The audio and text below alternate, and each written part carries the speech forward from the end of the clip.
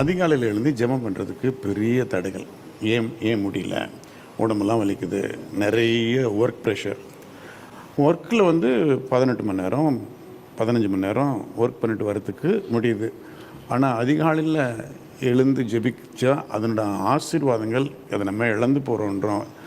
அந்த காரியங்கள் இல்லாதனால அவங்க அதிகாலையில் எழுந்து ஜெபிக்கிற அந்த இன்ட்ரெஸ்ட், ஒரு டிசையர், ஒரு லாங்கிங் வரதே கிடையாது. ஸோ இப்போ வேலை பலுவினாலையும் காலையில் போக முடியல. இன்னொரு பக்கம் நைட் ஷிஃப்ட் பண்ணுறாங்கல்ல, ஸோ அவங்க எப்படி அதிகாலை ஜெபம் பண்ணுவாங்க? ஸோ இந்த கேள்விக்கெல்லாம் நீங்கள் மனசில் இருந்து உங்கள் அனுபவத்திலேருந்து வேத வசனத்திலேருந்து எங்களுக்கு ஒரு பதில் சொன்னால் விசுவாசத்துக்கு ரொம்ப பிரயோஜனமாக இருக்கும். ஆமென். பொதுவாக நம்ம எந்த நேரம் ஜெபித்தாலும் ஆண்டவர் ஜெபத்தை கேட்பார். இந்த நேரம்தான் ஜெபிக்கணும் அப்படின்றதெல்லாம் கிடையாது. இல்லை நம்ம இப்போ மத்தியானம் ஜெபிச்சு இல்லை காலையில் ஜெபம் பண்ணு போகலாம் ஆண்டவர் சொல்ல மாட்டார். எந்த நேரமும் நம்ம ஜெபிக்கலாம், அது சந்தேகமே இல்லை, அதுதான். ஆனால் இந்த அதிகாலை ஜெபம் ஏன் முக்கியத்துவப்படுத்தப்படுகிறது அப்படின்னு சொன்னால், நம்ம பகல் முழுவதும் நிறைய டென்ஷன் இருக்கும், நிறைய பொறுப்புகள், வேலைகள். இப்போ ஸ்டூடெண்ட்ஸு நன்றோட படிக்கணும், ஹோம் ஒர்க் செய்யணும், நாளைக்கு எக்ஸாம், இந்த டென்ஷன் எல்லாமே இருக்கும். பெண்களுக்கும் வீட்டு வேலைகள், ஆஃபீஸ் வேலை, ஆண்களுக்கும் அப்படி தான். எல்லாருமே காலையில் ஒரு 7 மணி 8 மணி தாண்டிட்டாலே பிஸி ஆகிடும். நிறைய உலக காரியங்கள் நம்ம மைண்டை ப்ரெஷர் ஆக்கிறோம். இருதயத்தில் பல கவலைகள், பாரெல்லாம் வந்துடும். அப்போது நம்ம ஃப்ரீயாக ஆண்டவரோடு தொடர்பு கொண்டு பேச முடியாது. அது ஆயத்தப்படுறது ரொம்ப கஷ்டம், ஃபோக்கஸ் பண்ணுறது.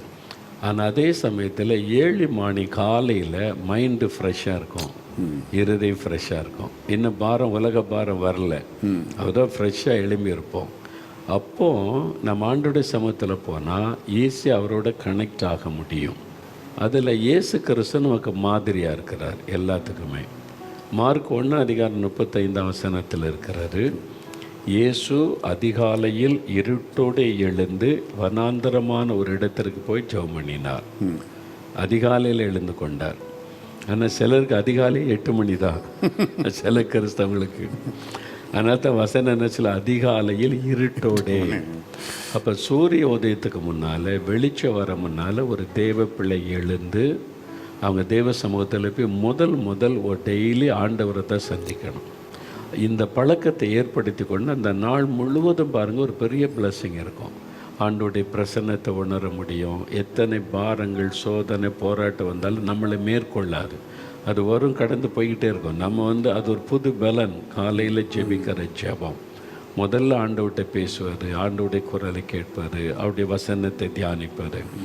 அப்போ அதிகாலை நேரத்திற்கு ஜெபத்துக்கு நீ ஒதுக்கிறது ஒரு பெரிய பிளஸிங். இதுக்கு நீங்கள் நிறைய டயர்ட் ஆகிடுறாங்க, எழும்பி ஜெபிக்க முடியல, வேலை, பிஸ்னஸ்ஸு அது கவனிக்கிறோம் அப்படின்ட்டு. அது என்ன வேலை செய்தாலும், என்ன பிஸ்னஸ் பண்ணாலும் தினம் 3 வேளை சாப்பிட்றோம். இதுக்கு இடையில் டீ டைம், ஈவினிங்கில் ஒரு பிஸ்கெட்டு, வடை, அது டீ டைம் சாப்பிட்றோம். அப்புறம் ஷாப்பிங் போகிறது, ஃப்ரெண்டோடு பேசுகிறது, எல்லாத்துக்குமே நமக்கு நேரம் இருக்குது. ஜெபத்துக்கு நீ வரும்போது மட்டும் நம்ம சாக்கு போக்கு சொல்கிறோம். அப்போ இது ஆண்டவர் விரும்புவாரா? இப்போது நீங்கள் எனக்கு ரொம்ப பிஸி, டைமே இல்லைன்னு சொன்னால், நாளைக்கு ஒரு அவசரத்துக்கு இப்போ ஆண்டவரே நீ கூப்பிட்டா, I have no time for you அப்படின்னு சொன்னால் என்ன ஆகும்? உனக்கு கொடுக்க டைம் இல்லை, நீ ரொம்ப பிஸியான ஆளுப்பா. என்ன உலகம் முழுதும் ஜெபிக்கிறாங்கல்ல, ராத்திரி பகல, அவங்களுக்கு தான் நேரம் கொடுக்க முடியும். நீ ஒரு அர்ஜென்ட்டுன்னு மட்டும் வர்ற, ஒரு வியாதி வந்தால் மட்டும் வர்ற, வேலையில் பிரச்சனைன்னா ஓடி வர்ற, எக்ஸாம் எழுதுனா மட்டும் வர்றேன். எப்போவுமே என்ன ராத்திரி பகலில் தேடுற லட்சக்கணக்கான மக்கள் உலகில் இருக்க, அவங்களுக்கு தான் டைம் கொடுக்க முடியும், உனக்கு எப்படி டைம் கொடுக்குன்னு சொல்லிட்டா என்ன ஆகும்? இதெல்லாம் யோசிக்க தேவ பிள்ளைகள். அப்போ நம்ம தேவனுக்கும் அவருடைய வார்த்தைக்கு முதலிடம் கொடுக்கணும் லைஃப்பில். அதான் ஃபஸ்ட்டு பிளேஸ் அவருக்கு தான் தரணும். அப்போ அதிகாலையில் அவரை தேடுறது, அதிகாலையில் வசனத்தை தியானிப்பார். அதை நம்ம டிசைட் பண்ணணும், நம்ம தான் டிசைட் பண்ணணும். இப்போ எத்தனை மணிக்கு எழும்புறது அப்படின்னு சொல்லி, 4லேருந்து 5 அல்லது 5லேருந்து 6. இப்போது குறைந்து 2 மணி நேரம் ஜெபிச்ச பழக்கத்துக்கு வர்றது நல்லது. ஒரு 5லேருந்து 7, அது 4லேருந்து 6 அப்படி ஜெபிக்கிறது. இதுவரை அப்படி பழக்கமே இல்லாதவங்க எடுத்தோடனே 2 மணி நேரம் ஜெபிக்க முடியாது. ஒரு மணி நேரத்தில் ஆரம்பிங்க, அல்லது ஒரு அரை மணி நேரத்தில் ஆரம்பிங்க. காலை 5 மணிக்கு எழுப்பி ஜெபிக்கிறது. இந்த ஒரு பழக்கத்தை நம்ம ஏற்படுத்தி கொள்ளும். முதல்ல நம்ம டிசைட் பண்ணணும், காலையில் 1 மணி நேரமாக 2 மணி நேரமாக எத்தனை மணிக்கு நான் எழுப்பி ஜெபிக்கணும்னு நம்ம தான் தீர்மானிக்கணும். நம்ம தீர்மானித்தா கர்த்தர் உதவி செய்வார். அது முதல்ல டிசைட் பண்ணணும். ரெண்டாவது வந்து ப்ரிப்பேர் பண்ணணும், ஆயத்தமாகணும். மோசைகிட்ட சொல்லும், மோசே நீ அதிகாலையில் ஆயத்தமாகி விடியற் காலையில் என் சமூகத்தில் வந்து நெல் சீனாய் மலையில். அப்போ என்ன பண்ணணும், நீங்கள் காலையில் 1 மணி நேரமோ 2 மணி நேரமோ ஜெபிக்கணுன்னா கூட நீங்கள் அப்புறம் பழக 3 மணி நேரம் நிறைய டைம் வந்துடும். அது ஆயத்தமாகணும். எப்படி ஆயத்தப்படணும்? முதல்ல நான் சொன்னேன், மைண்ட் ஆயத்தப்படுத்தணும். காலையில் எத்தனை மணிக்கு எழும்பணும்? ராத்திரி செய்ய வேண்டிய சில ஆயத்தம் இருக்குது. ராத்திரியில் நைட்டில் படுக்க போகும்னால முதல்ல மைண்ட் ஆயத்தப்படுத்தி எழுமன் ஜெபிச்சுட்டு காலையில் 4 மணிக்கோ 5 மணிக்கோ ஜெபிக்கணும்னா பைபிள், அந்த பைபிள் அப்புறம் நம்ம தியானிக்கிறது, பாட்டு புக்குன்னா பாட்டு புக்கு, ப்ரேயர் டைரி எல்லாம் எடுத்து படுக்க பக்கத்தில் வச்சிடணும் ரெடியாக. காலையில் நான் எழும்பி ஜெபிக்கணும் அப்படின்னு சொல்லி. அது மாத்திரம் இல்லை, விடியற்காலை எழும்புன்னா சீக்கிரமாக ஏழியாக படுக்கைக்கு போகணும். இன்றைக்கி சாத்தானுடைய தந்திரமே நம்முடைய தூக்க நேரத்தை நடுராத்திரி 1 மணி விடியற்காலம் கொண்டு போகிறனால தான் நிறைய பேர் வந்து அதிகாலை ஜெபிக்க முடியலை. அது சாத்தானுடைய தந்திரம். இப்போ சிலருக்கு நைட்டில் கொஞ்சம் வேலைகள் இருக்கும், அதனால் 10 மணி 11 மணி ஆயிரும். 11க்குள்ளே படுத்துட்டா தான் குறைஞ்சது 6 ஹவர்ஸ். நல்ல பெரிய ஆட்கள், சின்ன பிள்ளைகள் 8 மணி நேரம் 10 மணி நேரம் தூங்கணும். நார்மலாக உள்ள ஆட்கள் 6 மணி நேரம் நல்லா தூங்கினாலே போதுன்றாங்க. 11 மணிக்கு படுத்து 5 மணிக்கு அழகாக எழுப்பி ஜெபிக்கலாம். 4 மணிக்கு எழும்புன்னா 10 மணிக்கு நீங்கள் படுக்க போயிடணும். இது வந்து ஆரம்பத்தில் கஷ்டமாக இருக்கும். இந்த பழக்கத்தை ஏற்படுத்திட்டா ஈஸியாகிடும்.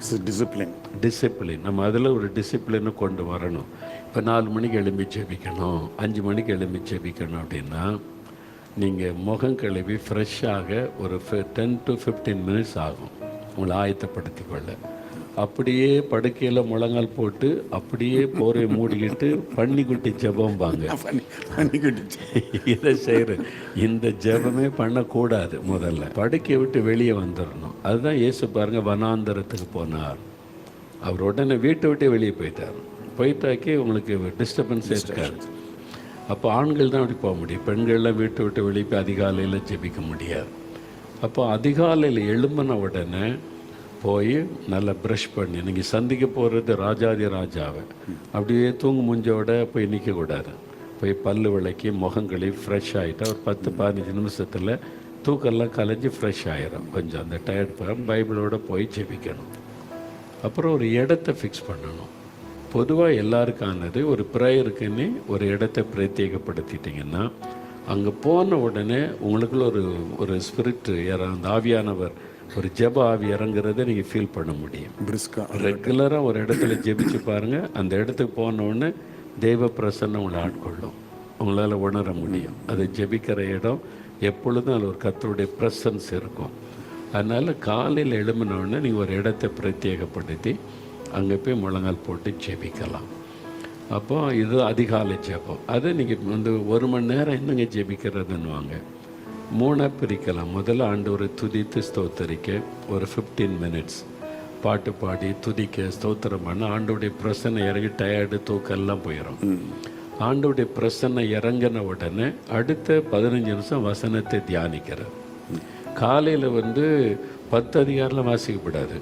நீங்கள் 10 அதிகாரம் 15 வாசிக்கிறத சாயங்காலம் வச்சுக்கொள்ளணும். மாலையில் ஒரு டைம் எடுத்து உட்காந்து நிறைய பைபிள் வசனம் வாசிங்க.